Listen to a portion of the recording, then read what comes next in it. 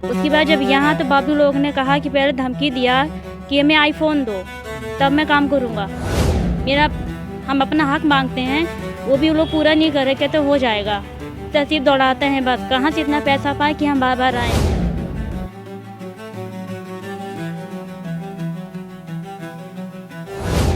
कितने दिनों से आप दौड़ रही हैं? सर 1.5 साल हो गए। सर हम एक बार नहीं में कई बार आते हैं, जब भी आते हैं सर बाबू यही बोलते हैं कि हो जाएगा, काम हो जाएगा। सर करते नहीं हैं। किसी भी सरकारी दफ्तर में आप जाते हैं, किसी भी अधिकारी के यहाँ अगर आप जाते हैं तो उनके दफ्तर में आप पाते हैं जो फाइलों का कामकाज देखते हैं बाबू। और ये बाबू बड़े कमाल की चीज़ होते हैं, दौड़ाने में माहिर होते हैं।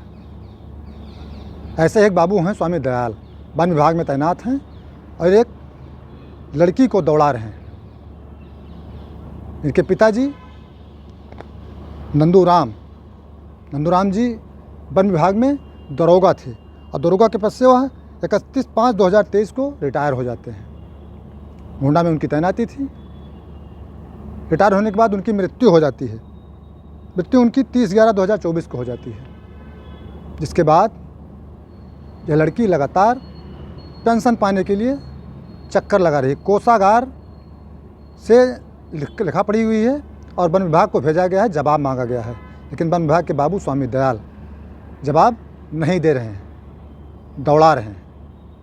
अब आपको बता दें, इस बिटिया का परिचय थोड़ा सा आपको बता दें हम। सुमन नाम है इसका, पुत्री नंदूराम, निवासी जो है ग्राम आशापुर चंदैया, पोस्ट रसूलाबाद, जिला अयोध्या की रहने वाली है। ये अयोध्या से दौड़ कर आती हैं और चक्कर लगाती हैं, अपने मौसा जी के साथ में आती हैं, बाबू से पूछती हैं। फ़ोन पर जब पूछा जाता है तो कह देते हैं बस हो जाएगा, आजकल करते हुए पता इनका कहना है कि 1 साल से ज़्यादा का समय हो गया है। और इन्होंने अपने देवीपाटन मंडल के जो आयुक्त हैं दुर्गा शक्ति नागपाल जी, उनको एक एप्लीकेशन दिया। एप्लीकेशन में साफ तौर से कहा है, लिखा है उसमें कि स्वामी दयाल जो बाबू हैं उनके द्वारा रिपोर्ट लगाने के नाम एवज में आईफोन की मांग की गई। तो इन्होंने कहा पैसे नहीं हैं। कहाँ से लाएगी पैसे? अरे वारिस कैसे हैं आपको ये भी बता दें। नंदूराम जी जो हम इस दुनिया में हम के बीच नहीं हैं, उनके 2 पुत्रियाँ थीं। बड़ी पुत्री की शादी हो गई है, वह अपने घर आती जाती है। अब ये छोटी पुत्री हैं सुमन, और कोई नहीं है। इनकी मम्मी का देहांत पहले ही हो गया था, दादी बाबा भी नहीं है, कोई नहीं है इस बच्ची के। आँख में आंसू है बच्ची के। ये आंसू बाबू साहब आपको दिखाई नहीं पड़ रहे हैं? आपके बच्चे नहीं है क्या आपके दया नहीं है, जैसा कि इसका आरोप है? अगर आरोप सही है तो आपको तकलीफ नहीं होती है? कहाँ ला ले जाएंगे? रह जाएगा यहीं पर सब। ज़मीन सरकारी होगी, सरयू घाट के किनारे जाएंगे आप अंतिम संस्कार में, अपनी ज़मीन में? ये कहा नहीं जा सकता, ये बाद में घर वाले तय करते हैं। दुख होता है, पीड़ा होती है। ऐसी खबरें जब हम दिखाना लगते हैं और कोई हमारे साथ में जब उसके आँख में आंसू आते हैं, आंसू तभी निकलते हैं जब बहुत दर्द होता है, बहुत तकलीफ होती है। अयोध्या से यहाँ आना और जाना समझ लीजिए कम से कम 500 रुपये व्यक्ति का खर्चा हो जाएगा। सुबह 8 बजे घर से निकलना, 10 बजे गोंडा पहुँचना, 10 बजे चक्कर लगाना, बाबू साहब कर दीजिए, बाबू साहब कहने का आज हो जाएगा, कल हो जाएगा। ये संवेदनाएँ शायद हमारे समाज की मर गई हैं। बाबू साहब से भी हम बात करेंगे कि आखिर क्यों नहीं कर रहे हैं, लेकिन ये चीज़ें नहीं होनी चाहिए। बहरहाल मिली है। क्या नाम है आपका?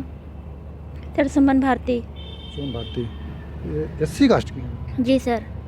किस कास्ट की हैं? एससी कास्ट की। अच्छा, क्या कुछ प्रकरण है? आप आई थी आयुक्त महोदय के यहाँ? सर हम एक बार नहीं में कई बार आते हैं, जब भी आते हैं सर बाबू यही बोलते हैं कि हो जाएगा, काम हो जाएगा। सर करते नहीं हैं। पूरी बात बताइए, क्या है? आपके पिताजी कहाँ तैनात थे? सर पापा की डेथ हुई थी यहाँ गोंडा पड़ी कृपा रेंज में। अच्छा।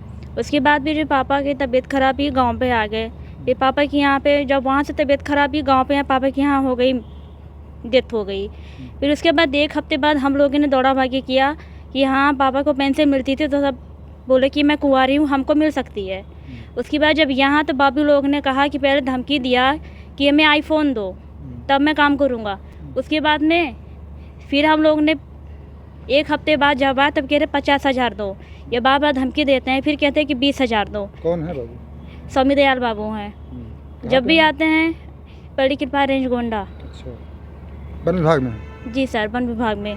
सर जब भी आते हैं तो यही बोलेंगे ये हो जाएगा काम। तेरे हफ्ते में आते हैं हम लोग फैजाबाद रसूलाबाद जो है गांव से आते हैं 70-80 किलोमीटर है। सर बताइए इतना मेरे पास पैसे हैं नहीं, मैं कैसे आती हूँ ये तो हम ही जानते हैं। मेरे कोई दीदी के अलावा भाई के अलावा कोई है नहीं मेरा। हम अपना हक मांगते हैं वो भी वो लोग पूरा नहीं कर रहे, कहते हो जाएगा।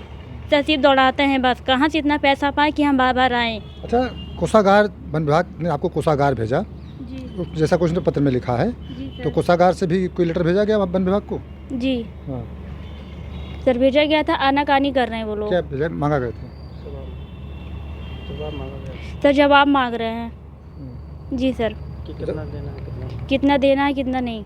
अच्छा, जी तो वन विभाग देने में आनाकानी कर रहा है, जी सर। बाबू कर रहे हैं। जी बाबू का नाम है स्वामी दयाल। अच्छा, अभी आप आई थी यहाँ, कमिश्नर साहब से कई बार मिल चुकी हैं? सर 2 बार। अच्छा, डीएम साहब से? 2 बार। हाँ, जी सर। कितने दिनों से आप दौड़ रही हैं? सर 1.5 साल हो गए। 1.5 साल हो गए। जी सर। 1.5 साल से दौड़ रही हैं और इनका काम नहीं हो रहा है। और वन विभाग ने खुद पत्र लिखा है, साफ तौर से सुमन को पत्र लिख के खुद माना है कि अविवाहित, विधवा, तलाकशुदा पुत्रियों के नाम तथा जन्मतिथि यथेष्ट प्रमाण पत्र के साथ अंकित कर संबंधित कार्यालयाध्यक्ष, विभागाध्यक्ष को प्रस्तुत किया जाएगा। मतलब यह पेंशन पाने की श्रेणी में आती हैं, अविवाहित हैं भी ये, लेकिन इसके बावजूद इनको पेंशन 1.5 साल हो गया दौड़ते हुए। सोचिए अगर इनको पेंशन मिलती होती तो शायद इनका गुजारा हो जाता, पढ़ाई लिखाई में भी इनके काम आता, पिताजी होते तो यह दिक्कत तो शायद नहीं होती। लेकिन अभी यह 1.5 साल से चक्कर लगा रही हैं और इनका काम नहीं हो रहा है। उम्मीद है कि अधिकारी इस पर ध्यान देंगे और अगर आरोप इनके सही हैं, आरोप जिस प्रकार से प्रथम दृष्टया लग रहा है तो आरोप सही लग रहा है, इनके मामलों में जांच होगी और कार्रवाई होगी।